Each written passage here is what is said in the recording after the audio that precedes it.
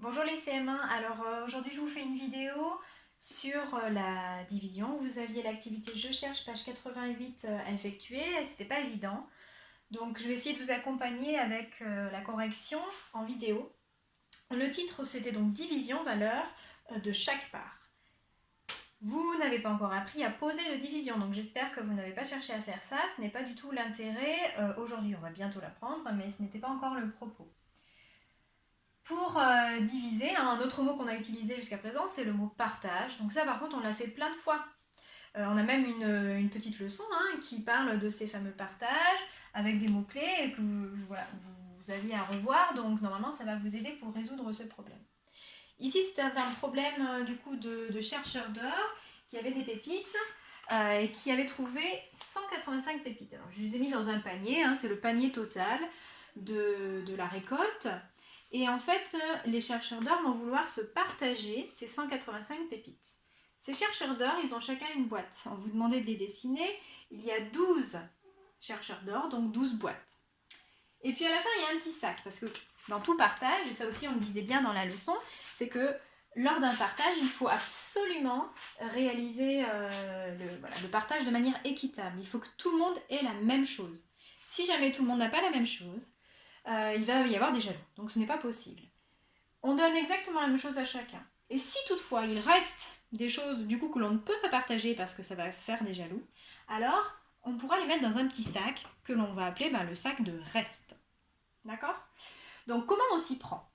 Pour partager 185 dans toutes ces boîtes, vous n'avez pas le droit à la calculatrice, vous ne savez pas poser. Donc il y a peut-être certains d'entre vous qui ont tout de suite retenu la forme multiplicative qu'il y avait dans la leçon. Tant mieux.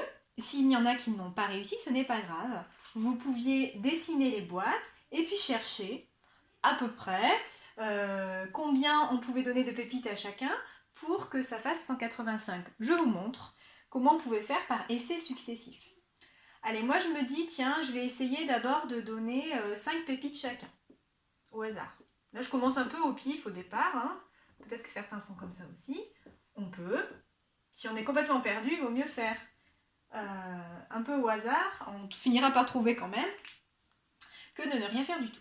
Si je donne 5 pépites chacun, qu'est-ce qui se passe? Ça m'en a fait distribuer donc 10, 20, 30, 40, 50, 60. J'en ai distribué que 60 sur mes 185. Donc bon, c'est vraiment pas assez. Peut-être que je pourrais en distribuer 10 chacun, plutôt que 5. D'ailleurs, si j'en distribue 10 chacun, je pourrais peut-être déjà savoir combien ça va faire. Puisque ici, je viens de trouver combien ça faisait 5 pépites chacun. 10, ça va simplement être le double. Normalement, je vais me rapprocher du résultat. On va bien voir. 10. En plus, c'est des nombres simples. Vous voyez, quand je choisis au départ, on se lance dans des nombres plutôt faciles. Parce qu'ici, si j'ai 12 fois... C'est ça, ils sont 12? Oui. J'ai 12 fois 10 pépites. Je sais très bien que ça va faire 120. Bon, il m'en reste encore des pépites, alors pas beaucoup. Est-ce que je pourrais donner 20 pépites à chacun? Est-ce que je pourrais donner 12 fois 20 pépites? Là, au lieu de m'embêter à écrire, peut-être qu'aussi je peux, au lieu de faire au hasard, réfléchir avec ma petite tête. Qu'est-ce qui va se passer si je mets 20 pépites chacun? 20 et 20 et 20 et 20 et 20, donc 12 fois 20. On voit ici, 12 fois 2, ça fait 24. Puisque c'était des dizaines, j'ai le 0. Ça fait 240 pépites en tout. Ce n'est pas possible, j'en ai pas 240, j'en ai pas assez, j'en ai que 185. Donc là, j'ai un élément très important. Je sais que le nombre de pépites que je vais devoir distribuer, 10, c'est pas assez, et 20, c'est trop. Donc, le nombre que je cherche, c'est quelque chose entre les deux. Mais là, je réessaie avec d'autres nombres. Hop. 12 fois, et vous pouviez faire des essais successifs, 12 fois 11, 12 fois 10, 12 fois 12, 12 fois 13, et ainsi de suite, pour finalement trouver, il s'agissait d'ailleurs de 15 pépites chacun. Hop. Parce que quand on fait 12 fois 15, on tombait bien sur le bon nombre.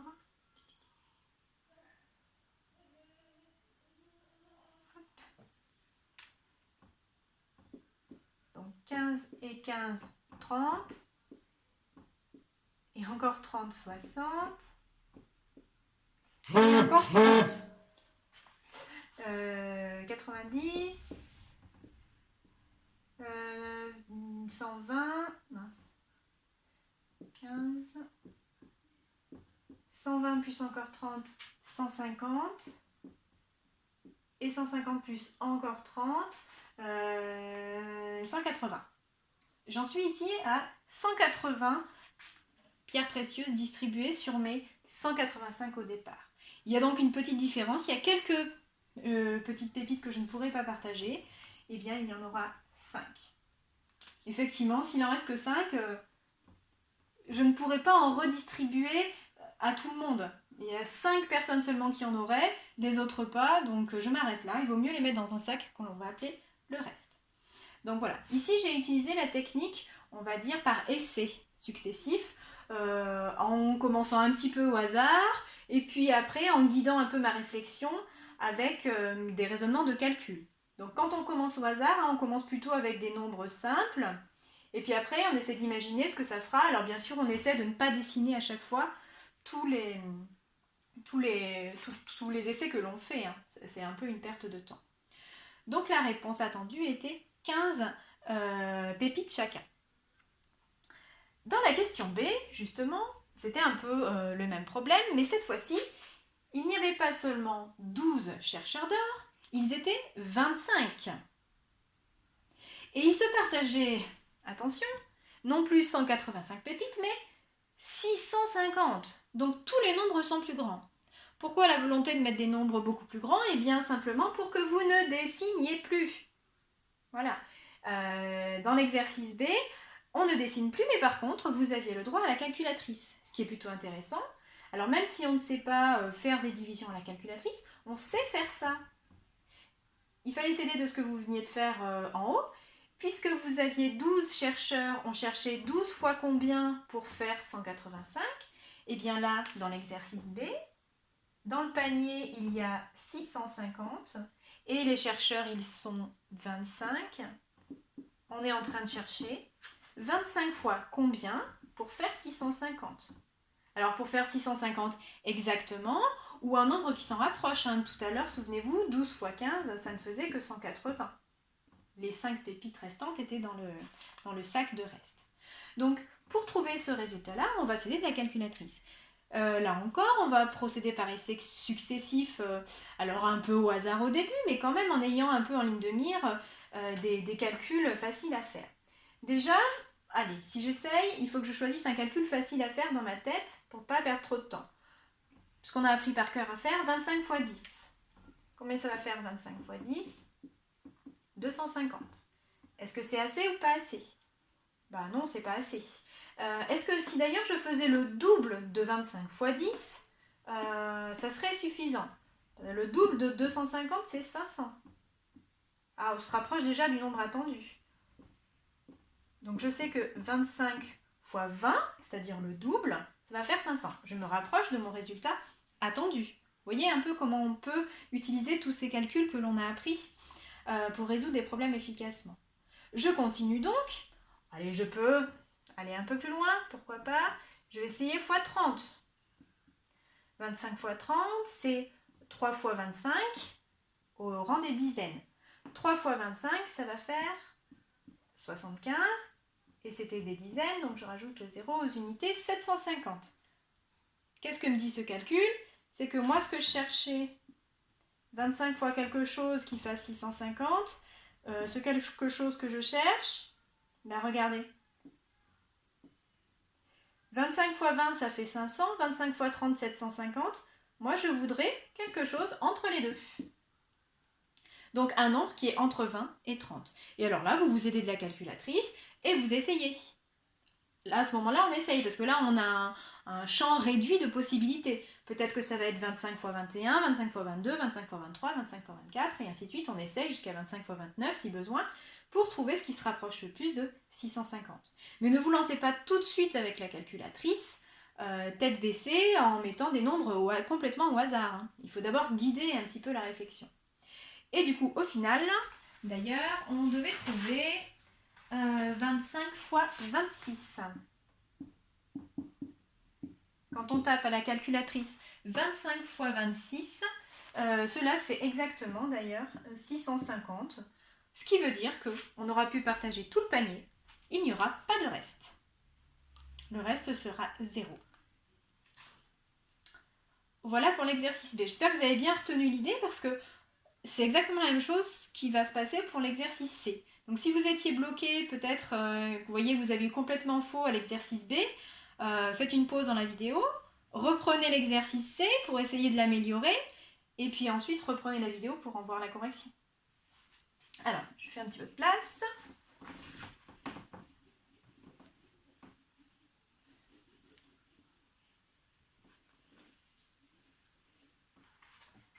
L'exercice C, cette fois-ci. Dans le panier, il y avait 2435 pépites. Donc un nombre encore plus grand, volontairement. Et les chercheurs étaient 15. Donc j'imagine 15 boîtes. Je ne les trace pas, je ne les trace plus. J'imagine si j'ai 15 boîtes, ça veut dire que je vais avoir 15 fois un nombre de pépites. Et je veux que ça fasse 2435. Je cherche ce nombre. On va pouvoir s'aider de la calculatrice, mais alors pour commencer, c'est un peu hasardeux de se lancer comme ça, n'importe comment. Qu'est-ce que je tape sur ma calculatrice? 15 x 2, 15 x 3. On va essayer de guider un peu la réflexion. Pour essayer de guider, je vous ai dit, on commence par des nombres faciles. Allez, 15 x 10, 150. Beaucoup trop petit. D'ailleurs, je vois que je dois obtenir des milliers. Alors peut-être que je peux essayer carrément beaucoup plus grand que 15 x 10. 15 x 100, je vais avoir cette fois-ci 2 zéros, 1500. On s'aperçoit que c'est encore trop petit. Quelle est la relation entre les deux? Le nombre que je cherche ici, c'est alors un petit peu moins que le double, mais quand même, c'est vraiment presque le double. Donc on pourrait très bien se dire, allez, j'essaye 15 x 200. Je sais que 15 x 2, ça fait 30. Au rang des centaines, donc j'ai 2 zéros derrière, ça va me faire 3000. Là, c'est intéressant déjà, j'ai trouvé quelque chose de trop grand, et là, de pas assez grand.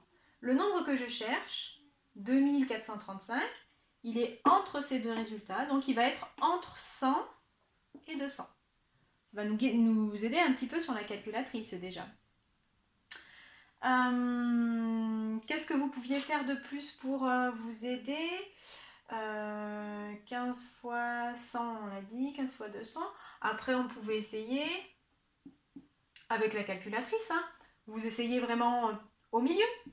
15 fois 150 pour voir ce que ça donnait. Pour savoir si ce qu'on cherche, c'est plutôt proche de 100 ou plutôt proche de 200. Et 15 fois 150, 2250. Ah, c'est intéressant. Ça veut dire que 150, c'est un petit peu trop. Non, pardon, 150, ce n'est pas assez. 2250, nous, on doit trouver 2435. Donc, ce que je cherche, c'est un peu plus grand que 150. Allez, je vais essayer 160. 15 fois 160. 2400. On s'en rapproche, on s'en rapproche. Ici, je dois trouver 2435. La différence, elle est seulement de 35 pépites. Rappelez-vous, les chercheurs ici, ils sont 15. Donc, déjà, on pourrait peut-être se dire, ah oui, s'ils sont 15, il y a 35 pépites à partager. Combien est-ce que ça va en faire chacun? À peu près de l'ordre de 2. Donc, il y a peut-être que seulement 2 pépites de plus chacun. Si on fait 15 fois 162, 2430. J'ai pas encore mon nombre total de pépites de distribuer, il en reste 5. Mais ces 5-là, j'ai un problème, c'est que je ne pourrai pas les partager parce qu'il y a 15 chercheurs d'or. Si je donne une pépite à 5 chercheurs d'or seulement, les autres vont être jaloux, le partage ne sera pas équitable. Donc ces 5 restantes, je ne peux pas les donner, elles vont rester dans un sac. La réponse attendue, du coup, dans le C, eh bien pour les 15 chercheurs d'or, chacun recevra 162 pépites. Et il restera dans un petit panier 5 pépites. Le calcul peut s'écrire comme ça. 15 fois 162. On aura 15 paquets de 162 pépites, plus 5 pépites toutes seules. Et alors ce calcul-là, si on le fait, ça fait bien 2435 pépites en tout. Alors vous voyez qu'on est en train de faire des divisions, on est en train de faire des partages, et on n'a encore pas du tout utilisé le signe divisé, le signe de partage. Pour l'instant, vous ne l'utilisez pas. D'accord ? Il existe sur la calculatrice ce signe divisé. Le problème, c'est que si l'on fait sur sa calculatrice le nombre de pépites à partager, donc 2435 à partager en 15, et que j'appuie sur égal, ça va vous donner un nombre un peu bizarre avec une virgule que vous ne connaissez pas, que vous n'êtes pas encore capable d'exploiter. Donc pour l'instant, là, les problèmes que vous avez, vous devez les résoudre avec ces fameuses multiplications à trous, ces égalités euclidiennes. C'est un mot un peu barbare qu'on utilise, mais vous le réentendrez, hein, égalité euclidienne, avec du coup une multiplication et on additionne le reste. Voilà. C'est une forme d'écriture de la division, hein, des problèmes de partage. Puisqu'au final, hein, quand on partage, c'est que l'on donne plusieurs fois quelque chose à quelqu'un. Donc c'est pour ça qu'on fait des multiplications quand on fait des partages. D'où l'importance de connaître les multiplications par 10, par 100, par 20, par 200 et de connaître par cœur ces tables. Ça peut nous aider à calculer plus vite. Même si là, aujourd'hui, vous aviez le droit à la calculatrice, ce ne sera pas tout le temps le cas. Allez, bon courage pour la suite.